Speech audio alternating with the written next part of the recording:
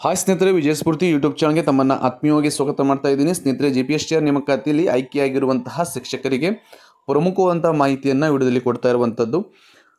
ಸ್ನೇಹಿತರೆ, ಹಿಂದಿನ ವಿಡಿಯೋದಲ್ಲಿ ಹೇಳಿರುವಂತೆ GPSTR ಅಲ್ಲಿ ಆಯ್ಕೆಯಾಗಿರುವಂತಹ ಶಿಕ್ಷಕರಿಗೆ ಕೆಲವೊಂದಿಷ್ಟು ಶಿಕ್ಷಕರಿಗೆ ಮೂಲ ಶಾಲೆಯನ್ನು ಕೌನ್ಸಿಲಿಂಗಲ್ಲಿ ತಲುಪಿಸಲಿಕ್ಕೆ ಸಾಧ್ಯ ಆಗಿಲ್ಲ. ಯಾಕೆಂದರೆ ಶಾಲೆಗಳು ಲಭ್ಯ ಇಲ್ಲದ ಕಾರಣಕ್ಕಾಗಿ ಒಂದಷ್ಟು ಶಿಕ್ಷಕರನ್ನು DDP ಹಂತದಲ್ಲೇ ರಿಪೋರ್ಟಿಂಗ್ ಮಾಡಿಕೊಳ್ಳಲಾಯಿತು ಮತ್ತು ಅವರನ್ನು ನಿಯೋಜನೆ ಮೇಲೆ ಶಾಲೆಗಳಿಗೆ ಕಳಿಸಲಾಗಿರುತ್ತೆ. ಸೊ ಹಾಗಾಗಿ ಅವರಿಗೆ ಮೂಲ ಶಾಲೆಗಳನ್ನು ಕಲ್ಪಿಸಿಕೊಡಲಿಕ್ಕೆ ಹೊಸದಾಗಿ ಕೌನ್ಸಿಲಿಂಗನ್ನು ಏನು ಮಾಡಬೇಕಾಗಿತ್ತು ಅದು ಇಷ್ಟು ದಿನದವರೆಗೂ ಮಾಡಿಲಾಗಿತ್ತು. ಈಗ ತುರ್ತಾಗಿ ಇವತ್ತು ಸಂಜೆ 6:30ಕ್ಕೆ DDP ಅವರ ಒಂದು ಮೀಟಿಂಗ್ ಆಗಿದೆ ಎಲ್ಲ DDP ಅವರಿಗೆ. ಆ ಮೀಟಿಂಗ್ನಲ್ಲಿ CSಯಿಂದ ಬಂದ ಸೂಚನೆ ಏನು ಅಂದರೆ 7ನೇ ತಾರೀಕು ಬೆಳಗ್ಗೆ 10 ಗಂಟೆಗೆ ಎಲ್ಲ ಜಿಲ್ಲೆಯ DDP ಕಚೇರಿಯಲ್ಲಿ ಕೌನ್ಸಿಲಿಂಗನ್ನು ಮಾಡಲಾಗುತ್ತೆ. ಯಾರಿಗಂದರೆ ಯಾರೆಲ್ಲ ನಿಯೋಜಿತ ಶಿಕ್ಷಕರಿದ್ದಾರೆ ಅವರಿಗೆ.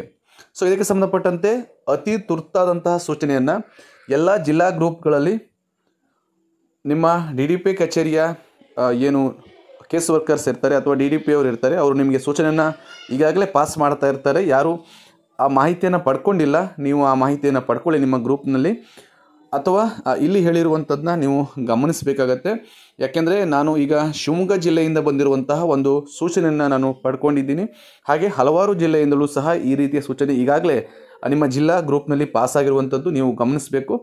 ಸೊ ಇಲ್ಲಿ ಯಾವೆಲ್ಲ ಶಿಕ್ಷಕರು ಹಾಜರಾಗಬೇಕು ಅಂದರೆ GPT ನೇಮಕಾತಿಯಲ್ಲಿ ಸ್ಥಳ ಆಯ್ಕೆ ಮಾಡಿಕೊಂಡು DDP ಅಥವಾ ಡಯಟ್ ಕಚೇರಿಗಳ ಸ್ಥಳ ಆಯ್ಕೆ ಮಾಡಿಕೊಂಡಿರುವಂತಹ GPT ಶಿಕ್ಷಕರಿಗೆ ದಿನಾಂಕ 7/3/2024ರಂದು ಸ್ಥಳ ಆಯ್ಕೆ ಕೌನ್ಸಿಲಿಂಗ್ ಪ್ರಕ್ರಿಯೆ ಆಗುತ್ತೆ. ಪ್ರಸ್ತುತ C ವಲಯದಲ್ಲಿ ಲಭ್ಯ ಇರುವಂತಹ ಖಾಲಿ ಹುದ್ದೆಗಳಿಗೆ ಅನುಗುಣವಾಗಿ ಮಾತ್ರ ಸ್ಥಳ ಆಯ್ಕೆ ಕೌನ್ಸಿಲಿಂಗ್ ಪ್ರಕ್ರಿಯೆ ನಡೆಸಲಾಗುತ್ತೆ. DDP ಡಯಟ್ ಕಚೇರಿಗಳ ಸ್ಥಳ ಆಯ್ಕೆ ಮಾಡಿಕೊಂಡಿರುವಂತಹ GPT ಶಿಕ್ಷಕರು ದಿನಾಂಕ 3/1/2024ರ ಪೂರ್ವಾಹ್ನ ನೇಮಕಾತಿ ಆದೇಶವನ್ನು ಪಡೆದು ಶಾಲೆಗಳಿಗೆ ನಿಯೋಜನೆಯಾದವರು ಮಾತ್ರ ಕಡ್ಡಾಯವಾಗಿ ಸ್ಥಳ ಆಯ್ಕೆ ಕೌನ್ಸಿಲಿಂಗ್ ಪ್ರಕ್ರಿಯೆಯಲ್ಲಿ ಹಾಜರಾಗಬೇಕು ಅಂತ ಹೇಳಿದ್ದಾರೆ. ಅಂದರೆ ಎಲ್ರಿಗೂ ಅಲ್ಲ, ಕೆಲವರಿಗೆ ಕೌನ್ಸಿಲಿಂಗಲ್ಲಿ ಸ್ಥಳ ಆಯ್ಕೆ ಸಿಕ್ಕಿಲ್ಲ, ಆದರೆ ಅವರಲ್ಲಿ ಕೆಲವರು ಇನ್ನೂ ಸಹ ಆದೇಶ ಪ್ರತಿಯನ್ನು ಪಡ್ಕೊಂಡಿಲ್ಲ, 3ನೇ ತಾರೀಕಿನೊಳಗೆ ಆದೇಶ ಪ್ರತಿಯನ್ನು ಪಡ್ಕೊಂಡಿಲ್ಲ.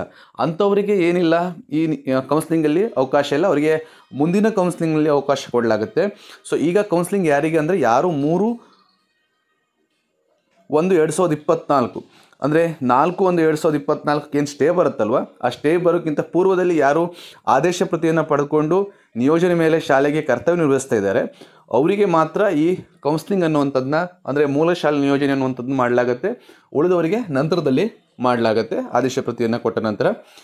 ಸದರಿ ಶಿಕ್ಷಕರು ಏನಾದರೂ ರಜೆಯಲ್ಲಿದ್ದರು ಅಥವಾ ಏನಾದರೂ ಟ್ರೈನಿಂಗ್ನಲ್ಲಿದ್ದರೂ ಸಹ ಅವರಿಗೆ ಸೂಚನೆ ಕೊಡಬೇಕಾಗತ್ತೆ. ಅವರಿಗೆ ಕಡ್ಡಾಯವಾಗಿ ಅವ್ರೇನು ಮಾಡಬೇಕು, 7ನೇ ತಾರೀಕು ನಡೆಯುವಂತಹ ಈ ಕೌನ್ಸಿಲಿಂಗ್ ಪ್ರಕ್ರಿಯೆಗೆ ಹಾಜರಾಗಬೇಕು ಅನ್ನುವಂತಹ ಸೂಚನೆಯನ್ನು ಶಿವಮೊಗ್ಗ ಜಿಲ್ಲೆಯ DDP ಅವರು ಕೊಟ್ಟಿರುವಂಥದ್ದು ನೀವು ಇಲ್ಲಿ ಗಮನಿಸ್ತಿದ್ದೀರಾ. ಅದೇ ರೀತಿಯಲ್ಲಿ ಬೇರೆ ಬೇರೆ ಜಿಲ್ಲೆಯ DDP ಕಚೇರಿಯಿಂದಲೂ ಸಹ ನಿಮ್ಮ ಜಿಲ್ಲಾ ಗ್ರೂಪ್ನಲ್ಲಿ ಮಾಹಿತಿಗಳು ರವಾನೆ ಆಗ್ತಾ ಇರುತ್ತೆ.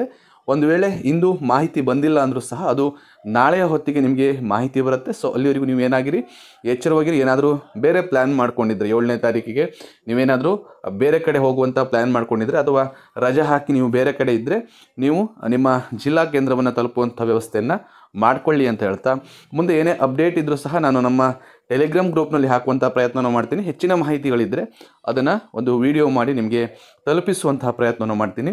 ಹೆಚ್ಚಿನ ಮಾಹಿತಿಗಾಗಿ ನೀವು ನಮ್ಮ ವಿಜಯ ಸ್ಫೂರ್ತಿ ಯೂಟ್ಯೂಬ್ ಚಾನಲ್ ಮತ್ತು ಟೆಲಿಗ್ರಾಮ್ ಚಾನಲ್ನ ಸಬ್ಸ್ಕ್ರೈಬ್ ಮಾಡ್ಕೊಳ್ಳಿ ಅಂತ ಹೇಳ್ತಾ ವಿಡಿಯೋನ ಇಲ್ಲಿ ತನಕ ವೀಕ್ಷಣೆ ಮಾಡೋದಕ್ಕೆ ನಿಮಗೆಲ್ಲರಿಗೂ ಧನ್ಯವಾದ ತಿಳಿಸ್ತಾ ಮುಂದಿನ ಪ್ರಮುಖ ಮಾಹಿತಿಯೊಂದಿಗೆ ಬರ್ತೀನಿ. ಅಲ್ಲಿವರೆಗೂ ನಮಸ್ಕಾರ.